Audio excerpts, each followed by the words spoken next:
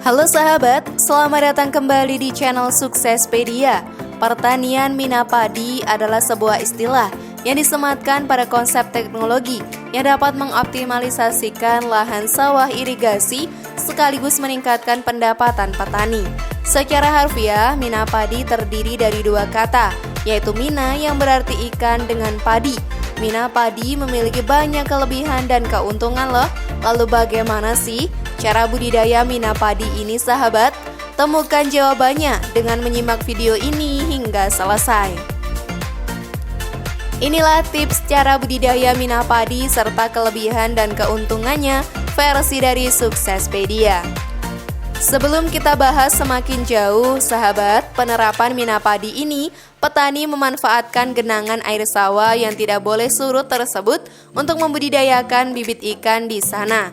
Otomatis, dengan cara menerapkan mina padi, petani dapat menjalankan dua kegiatan sekaligus dalam satu musim panen, yaitu bertani seperti biasa dan beternak ikan dalam waktu yang dekat dan tempat yang sama.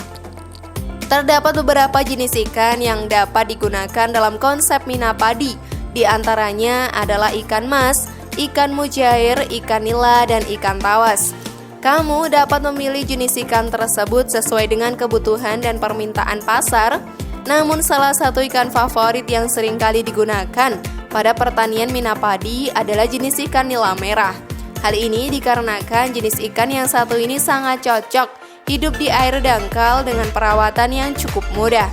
Itu tadi sedikit informasi tentang mina padi. Yuk kita simak cara bagaimana budidayanya. Namun sebelum lanjut, klik dulu tombol loncengnya biar kalian gak ketinggalan info baru dari channel ini.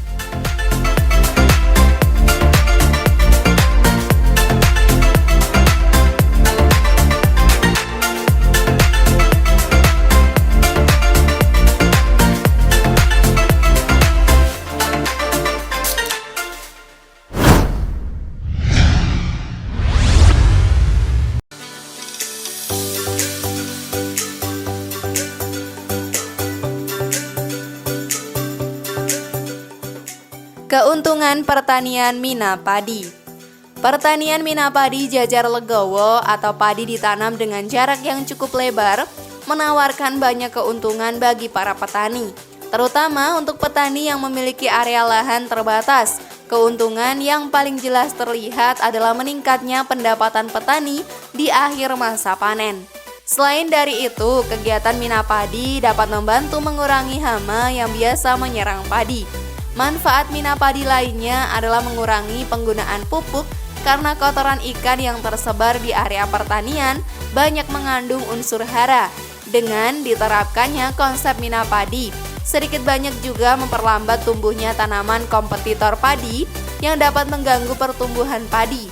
Hama tikus berkurang. Tikus sebagai hama utama tanaman padi tidak bisa masuk ke lahan sawah karena air terus menggenang. Sistem mina padi tidak mengurangi jumlah rumpun padi, bahkan produksi padi semakin meningkat. Produksi gabah bisa mencapai 8 ton per hektarnya. Jika hanya padi saja, produksi gabah tidak lebih dari 6 ton per hektar. Sistem budidaya mina padi bisa menekan hama wereng, meningkatkan pendapatan petani. Petani memperoleh keuntungan ganda dari hasil panen padi dan panen ikan yang dibudidayakan. Hemat biaya pembelian pupuk, penggunaan pupuk lebih hemat karena pemupukan hanya dilakukan sebanyak sekali pada awal tanam saja. Keluarga petani memperoleh asupan protein gratis ya dari ikan yang dibudidayakan. Budidaya mina padi tidak terlalu berbeda dengan budidaya padi sawah biasa. Mulai dari penyemaian bibit hingga panen, semua relatif sama.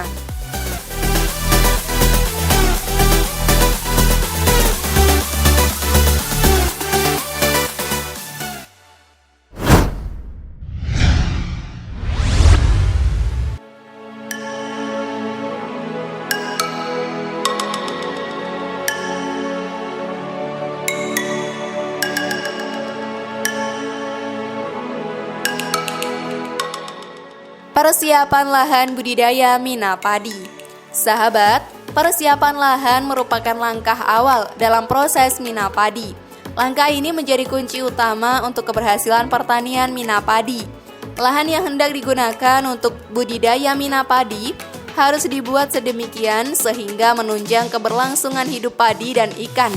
Di antaranya, pembuatan pemantang sawah, pembuatan selokan, pembuatan saluran sirkulasi air, pengolahan lahan, pengolahan tanah, dan persiapan kolam. Berikut ini adalah caranya. Lahan diolah dengan cara diluku atau dibajak kemudian digaru. Setelah selesai, biarkan selama beberapa hari supaya mengendap terlebih dahulu. Pembuatan saluran atau carem sekeliling lahan dan pembuatan pintu masuk dan pintu keluar air.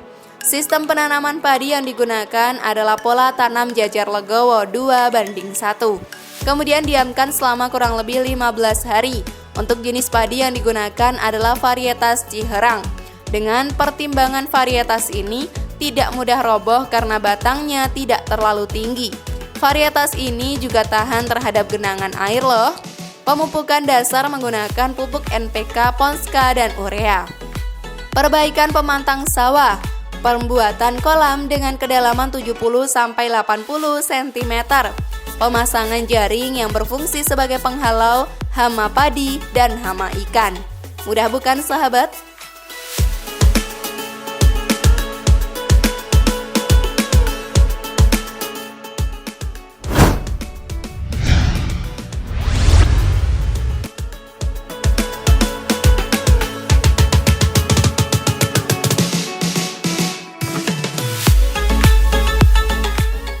Pelaksanaan budidaya mina padi.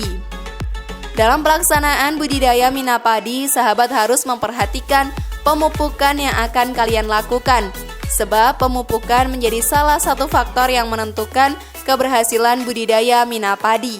Hal ini dikarenakan pemberian dan pemilihan jenis pupuk tidak dapat dilakukan sembarangan. Pupuk dapat menyuburkan tanaman padi, namun jika diberikan terlalu banyak maka akan mempengaruhi kualitas hidup ikan.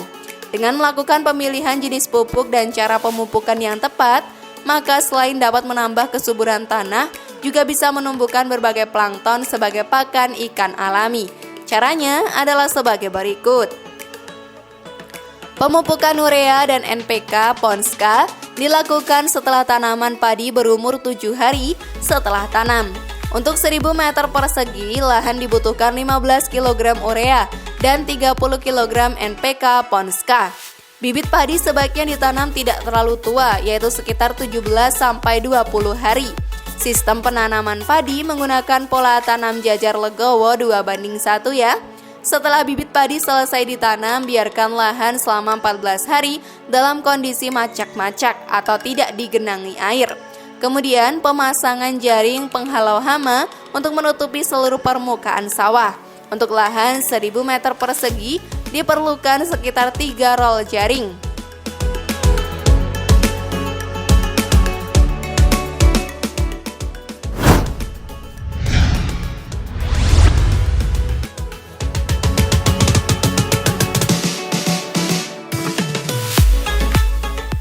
Penebaran bibit ikan dan pemeliharaannya.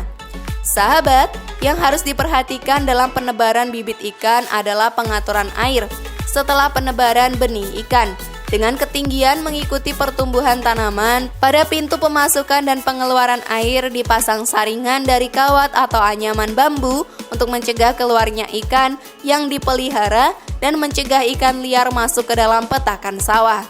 Pada pintu pengeluaran air perlu diatur sedemikian rupa untuk menahan air sesuai dengan kebutuhan dan membuang air yang berlebihan pada saat terjadi hujan.